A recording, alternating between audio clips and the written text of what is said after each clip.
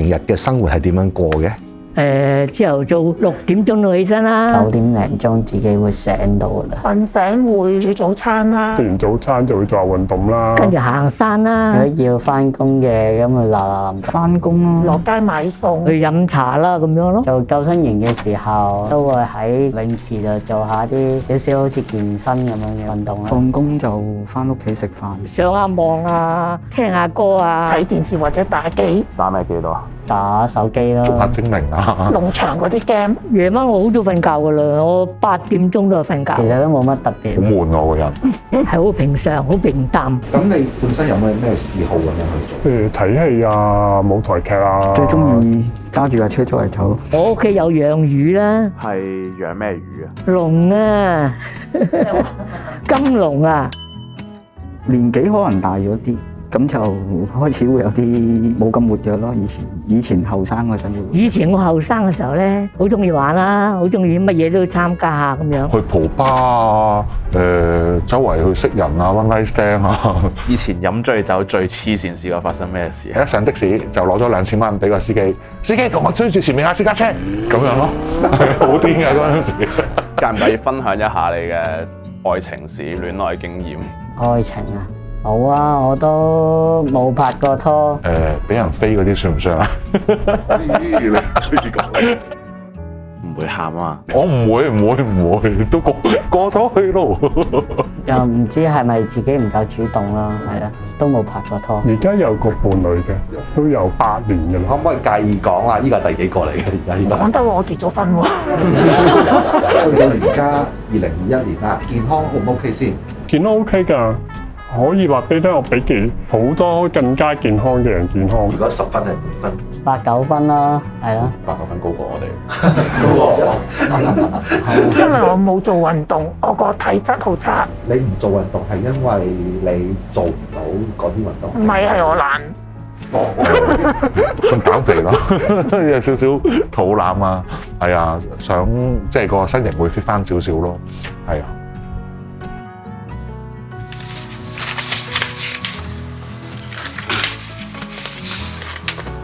你表達下你個 idea 先。我係今次呢個 project 嘅導演啦。我哋即係初步睇咗7位患者，你哋提供俾我哋嘅一啲佢哋嘅基本故事啦。我哋就發現咗一樣嘢，就係幾乎全部人都係提出咗想個樣要打格仔，然後聲音經過處理嘅，硬係好似搞到佢哋係睇緊啲犯罪紀錄片咁樣。我係訪問緊一個犯人或者一個受害者，我唔希望我最後嘅7位受訪者喺條紀錄片入邊俾到人嘅感覺係咁。暫時初步我哋嘅概念就係，我哋將所有人擺喺一個剪影後邊去做訪問。一方面我要保護到佢哋嘅身份啦，但係另一方面我又要呈現到佢哋最赤裸嘅故事，等大家可以睇到其實喺個紗布底下，我哋每一個人都係克服過某一件事嘅某君。好，隨時可以開始。我依家就77啦，差唔多。我做過好多樣嘢㗎啦，不過最中意就係做裝修啦，中意顏色啊，又中意油啊油啊嗰啲咁嘅嘢。應該係90幾年啦，咁突然間覺得個肺有啲問題，所以不如去睇下醫生啦咁樣。咁喺醫院 check 咗咧，就話領咗嘢啦。嗰陣時，因為我有做婦科檢查，咁醫生就會順便做埋 HIV 嘅測試。咁我又覺得我唔會感染，所以做有無妨。咁有一次測咗出嚟就證實咗我陽性反應咯。嗰時08年啦，大約係10月份啦，個身體覺得有啲問題啦，行幾步路咧都會有一啲好似你跑完100米咁樣嗰種氣喘嘅感覺。醫生都叫我不如你去照 X 光先。第二日翻去咧，佢叫我即刻入醫院入急症室。嗰陣時嗰個情況咧就入到去拉閘放狗 B 部咁樣嘅。後尾隔咗一段時間咧，護士入嚟就戴保護性嘅裝置，即係全身咁樣。隔咗陣咧，醫生入嚟就話你可能有啲傳染性疾病咁樣，可能要進隊喺隔離病房先。突然間有一日係醫生都話唔得，即刻要入去 ICU， 就發現我個肺有啲穿窿。如果冇記錯，應該141 5年度咯。嗰陣時即係我未知發病嘅時間咧，咁我就係慢慢好瘦，但係自己唔察覺。到我身邊嘅朋友咧，佢話以為係咪減肥啊？我話我又冇專登去減，係啊，但係就開始發覺自己啲衫啊、啲褲啊鬆啦，唔啱着啦。最瘦嗰陣時，我諗應該都係啱啱挨住100磅度。啲朋友咧就捉我，喂，不如你去做下body check 啦咁樣。咁做咗 body check 都冇事嘅喎。咁直至到開始真係病發嘅時候咧，我食唔到嘢。係啊，一食嘢咧就嘔。咁當去到嗰啲專科醫生，淨係睇即係腸胃科嗰啲醫生同我督喉嘅，佢話你應該唔係個胃有事喎，你應該係有 HIV 喎，因為點解咧？我個食道裏邊好多嗰啲念珠菌。2013年其實係有一啲類似性病咁嘅病徵，咁我就冇理由啊！我點解會有啲咁嘅病嘅咧？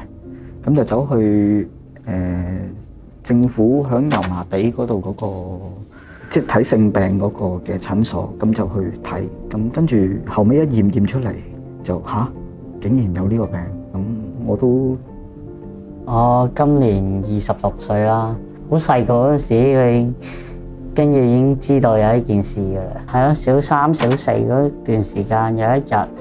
突然之間，我阿媽就同我講話：哎呀，阿仔對唔住啊！跟住話俾我知話我有一個愛滋病咁樣。跟住我都係咩事嚟㗎？跟住我都好愕然，都唔知乜嘢事。當時個感覺係好震撼咯，因為冇諗過愛滋病會關我事咯。突然之間都唔知點解決咯件事。第一個感覺係震驚到好犀利啦。咁我第一時間我唔知點解我好冷靜喎嗰陣時。當真係知道咗 HIV 感染咗之後咧，個情況我就係我點可以去醫治呢個病咯，就冇話係好大嘅起伏咁樣。你媽媽同你講你有呢個病嘅時候，嗰個年紀嘅你知唔知愛滋病係咩一回事？知地嘅，但係唔係好清楚。就係好似話電視講嗰隻咁樣咯，要係咁食藥啊，跟住唔知要點啊。醫生係坐到開話個結果俾我聽，即係佢係拉後咗張凳先同我講個報告。我覺得佢係因為我係感染者個身份咯，因為嗰陣時係仲係電視機有個黑色金字塔嗰個年代啊嘛。當一個人同人有性關係嘅時候，佢哋亦都間接係同對方喺過去7年內所有嘅性伴侶有性接觸。任何一個人都可能係愛滋病帶菌者。愛滋病嘅散播好比死亡金字塔。避免染上愛滋病，一次性接觸可能令你感染愛滋病。如果喺嗰個年代嘅時候，媒體上係不停就係即係散播住呢一種恐懼嘅氣氛嘅時候，唔難去想像到其實對於喺嗰個年代確診感染 HIV 嘅人嚟講，真係好容易就會覺得係絕望，係死路一條。醫生有冇同你講話之後你要點？冇，乜都冇。咁你點樣去幫自己嘅嗰陣時？冇啊！我一初頭感染嗰陣時，會以為我得返好少時間生存喺呢個世界上，咪諗住唔睇醫生都冇所謂咯。有冇話因為呢個病而令到你自己放棄咗某啲嘢？放棄咗份工咯，淨係靠啲積蓄為生咯。我都死咯，我仲繼續返工冇意思。有冇同屋企人講？妹妹，佢好傷心，同埋都係問我第一句，係問我幾時會死咯。知道自己感染，第一好震撼啦，第二個男朋友又唔要我啦，咁覺得自己個前路好迷茫，唔知點算好咯，所以就個情緒好低落，會想放棄自己個生命咯，會食好多安眠藥想自殺咯。咁有一次我直頭瞓咗覺，我以為我死得，我就好開心，跟住點知我唔知隔咗幾個鐘就醒咗，真係好傷心。跟住就諗點解我想死都死唔去咯。咁但係後來2年之後咧，點解突然間又的起心肝嘅？因為我見我仲係好健康又冇問題，我就會諗我可能未死咯，咁我就要面對現實，就接受治療咯。感染咗之後，即係痛苦過都幾耐㗎。細個好細個嗰陣時要開始食藥，好似喺2、3歲嗰陣時已經要開始食藥㗎啦。嗰陣時嗰隻藥咧就好鬼死苦嘅，食到個人係即係一掂到個嘴咧就會想嘔嗰隻嚟嘅。醫生用雪糕撈埋啊，餵俾我食啊，我都係會嘔嘅。以前咧就好多粒嘅。跟住好似要食成7、8粒咁嘅，好多粒嘅。佢醫生叫你做乜，你要做乜㗎啦。不過嗰陣時食藥就好慘，每一次都要食10幾粒。一日食10幾粒？唔係一日，每一次食10幾粒。每一次要食10幾粒？係啊，每日食3次。哇！咁即係一日要食成30幾粒藥。係啊，有人食嘅時候咧又作嘔啦。跟住就成日都好似唔知點樣，即係周身唔自在咁啦。跟住變咗藥丸咧，淨係吞咧係好啲嘅。開始有雞尾酒治療法啦，個比較上我咪變咗，即係食藥嘅就係冇咁辛苦啦，又食少咗啦。而家一日食幾多粒啊？一日食1粒。1995年，何大一博士提出高效抗逆轉錄病毒治療方法，將幾種愛滋病嘅藥物結合使用。所以亦稱為雞尾酒療法。佢嘅提倡成為咗對抗愛滋病歷史入面其中一個最重要嘅轉捩點。喺之後嘅20年時間，雞尾酒療法不斷得到改進，愛滋病從此唔再係一個致命嘅絕症。自2015年以嚟，治療即預防嘅策略已經喺本港被廣泛採用。截至2020年6月，喺公營愛滋病診所接受治療嘅愛滋病患者當中，接受緊高效抗 HIV 藥物治療嘅人有超過97.5%。點樣走翻出嚟嘅？因為嗰陣時醫務社工介紹咗我去做義工，咁我又識咗好多同路人，咁見佢哋仲好健康，即係唔係我想象中咁灰咯個人生，咁咪開始積極啲咯。好在後尾醫生介紹一啲同路人俾我認識咧，咁佢就改翻呢個點樣處理個病咯。即係第一時間就係揾我一個好信任嘅朋友，因為我呢個朋友都係HIV 嘅，我呢個朋友咧就帶我去啲機構度做 test 啦，即係將我呢個 case 即係 follow 去啲俾政府醫院度咁去跟進啊咁樣咯。我1個月後嗰個情況係好好多，個人比較叫冇之前咁突然間張床都死下咁樣啦。食咗幾類藥，醫生就話你個病情控制到啊。好似半年內嘅事。半年度。咁嗰陣時就食藥咯，咁差唔多用咗1年嘅時間，我先至升翻上200上樓上咯。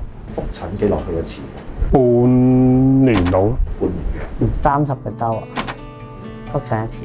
半年至9個月到，咁就復一次診咯。而家30幾歲就開始有一個叫長期病，會唔會因為咁樣而影響到你對未來嘅計劃嘅咧？開頭嗰陣有，因為我對呢個病其實了解唔多，咁開頭會覺得哎呀死啦，有個咁嘅病，咁之後點算咧？有好多 planning 上面嘅嘢可能要轉變，咁但係日子耐咗之後，發覺其實真係同正常人冇分別。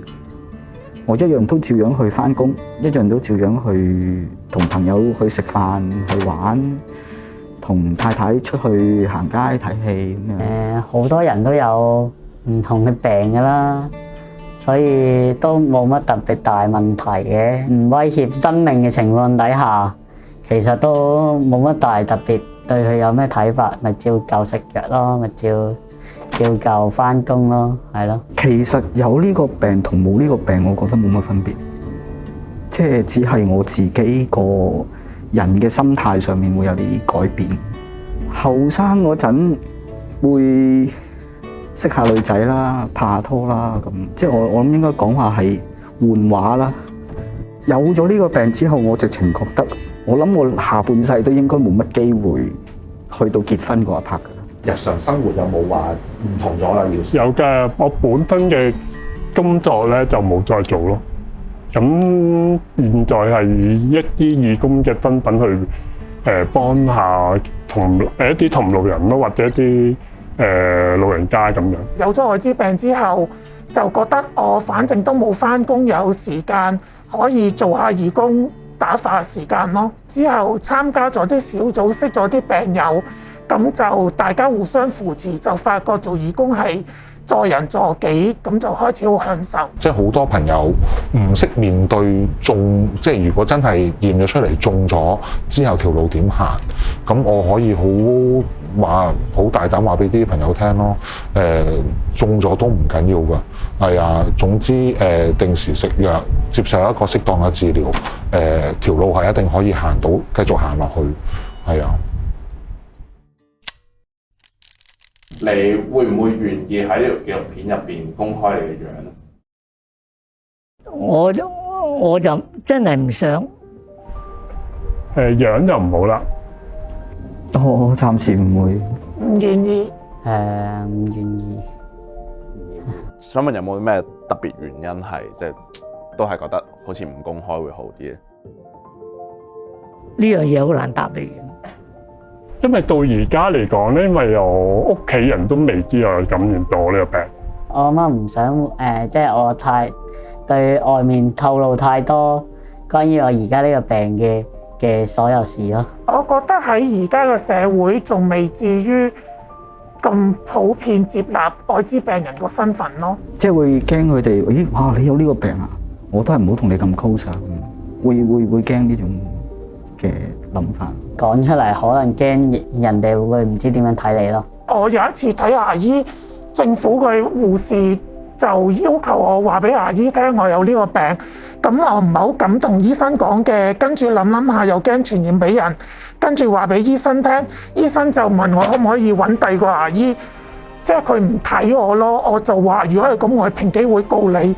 跟住佢就叫我出房，跟住鋪晒膠咯，成個 office 鋪晒啲膠台布，先俾我睇症咯。或者我細個讀書嗰陣咧，同學之間都好多時候會攞呢一個病嚟開玩笑，即係會講話，你有呢個病啊，你點衰啊？你有呢個病啊咁樣，即係會好似將有病就代表你係好似。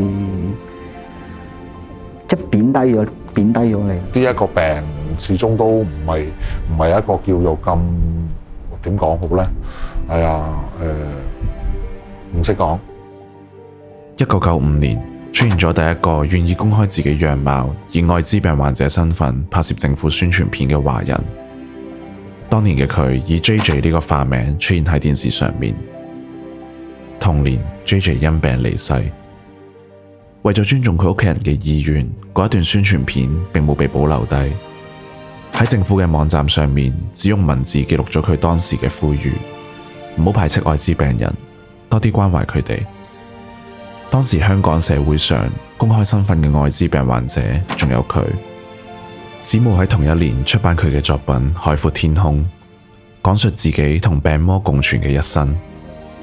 佢喺入面寫：我們要在沒有疾病束縛的天空海闊底下，大聲的叫，大聲的喊。1年之後，佢亦因病離世。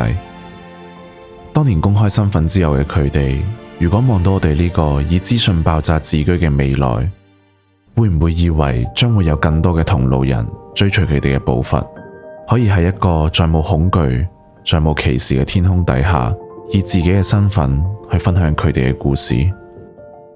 大家好，我係張錦雄 Ken 仔，我已經係與愛滋共生咗超過1/4世紀，今年46歲。我覺得有一句説話講得好好嘅，即係我哋唔係因為自己夠強大，然後先走出嚟。其實我哋係走咗出嚟，慢慢變得強大。所以我唔係一下子就哇心理咁強大嘅，咁自我肯定嘅，咁有抗壓嘅嗰個能力嘅，唔係㗎。其實我哋都有戰戰兢兢，好緊張，都驚人點樣睇，都有又想出嚟又唔想出嚟嗰種猶豫嘅，都有過嘅。住院嘅時候啦，有一次即係我啲同學嚟探我，咁有個女仔就話啦：你啲啊，你就係搞基啦，即係抵死啦咁樣，即係咁。咁但係到而家就當然就冇再聯絡啦呢個同學。咁但係我其實其他當年嚟醫院探我，或者當時差唔多啱啱畢咗業冇耐，仲有聯絡嘅嗰啲同學，中學啊、小學到而家咧都有聯絡嘅。所以我有陣會覺得因禍得福或者因病得福啊！如果唔係我入醫院病咗，再聯絡佢哋嚟醫院，以為見我最後一面，點知我出咗院唔死得之後，就每一年都聚會啊、聚會，大家又會帶住自己啲男女朋友啊、老公老婆去聚會。咁我都拍拖嘅時候，我都會帶我男朋友一齊同我啲同學聚會。咁啊，大家就會覺得冇乜嘢啊，咪就係咁樣，世界就係咁多元咯。我總係相信，如果我哋夠 friend， 我哋真係夠死黨、夠朋友，冇乜嘢唔係可以超越嘅。反而因為 HIV 嘅出現呢，我自己就見證咗好多人呢係咁樣超越咗，而友情、愛情同埋親情都得到升華。當你認識到你而家個太太嗰陣呢，你有冇之後問翻佢點解佢會接受到嘅？我又冇問過佢，真係冇問過佢。因為我哋當初係普通朋友嚟嘅，我又冇去同其他嘅朋友去即係講過呢件事。跟住後尾係有一次好特別嘅情況底下，喺個網上邊同佢喺度傾偈咁樣，跟住先同佢講咗呢件事。咁但係我太太咧，即係佢冇去介意過我有呢個病。佢最主要係，我可以同你去邊度食飯啊，去邊度拍拖啊，睇咩戲啊，即係令到我覺得係我真係好似冇咗呢個病，咁而導致到我後尾係直情咁不如我哋結婚啦。跟住再後來佢又話想要小朋友，咁我亦都好主動去問下醫生，即係睇下點樣去可以令到懷孕究竟會唔會有傳染俾佢嘅風險啦。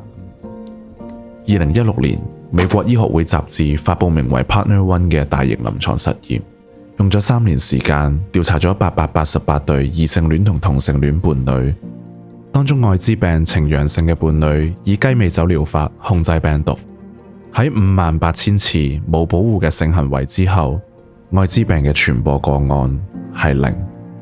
U 等於 U 嘅概念開始得到提倡 ，undetectable equals untransmittable。意思係，只要患者透過治療抑制病毒量達至無法檢測嘅水平，就唔會透過性接觸傳播愛滋病毒。你太太知道你感染之後嘅反應係點？佢脆咗到幾震驚嘅，咁收尾我同佢傾下偈啊，即係開解下佢啊咁樣。既然即係我話俾你聽，既然我都感染咗咯。咁呢都要面對㗎啦，咁樣，咁我哋慢慢都平和翻啦。佢同對我同以前咧差唔多咁樣，我都唔覺得乜嘢咯。你覺得佢能夠用一個咁樣嘅態度去同你相處，係對你嚟講係重唔重要？重要，就算我唔係即係冇感染呢個病。佢咁樣對我都係覺得好重要嘅。如果得我一個人嘅話，我驚我撐唔住咯。咁不過有好多我有2個朋友喺我身邊支持我咯。係啊，即係我一有啲咩唔舒服啊，或者佢哋有啲即係佢哋有啲咩經驗，佢都會同我分享。咁我就覺得原來打呢場仗唔係我自己一個打，所以我就輕鬆啲。我係打得輕鬆啲嘅呢場仗，我覺得。不過曾經電台有個 DJ 問過我㗎，佢話你感染咗之後，你認為失嘅多啊，抑或得嘅多咧？咁樣我話感染咗之後咧，係得嘅多過失㗎喎。以前我嘅工作可能會比較係好自我咁樣，而家我嘅工作可能會調翻出係幫人嘅工作。失去冇乜嘢，冇失去，冇乜嘢失去，反而我得到咗我一個。即係幾好嘅一個家庭。老實講啊，感染愛滋病，邊個想感染㗎？始終都係嗰句咯，最緊要面對同埋自己嘅平常心啦，最重要呢樣嘢㗎。你媽媽有冇問過你話幾時會拍拖啊、結婚啊嗰啲嘅？有啊，有時有㗎，係啦，跟住又話順其自然啦。你自己人生有冇啲咩目標啊，或者夢想你係想去追嘅？目標長大到都係等周圍去下旅行嘅啫，而家都係等去希臘咯。同我先生白頭到老。會唔會想再拍拖？我想啊，有冇介紹醫生？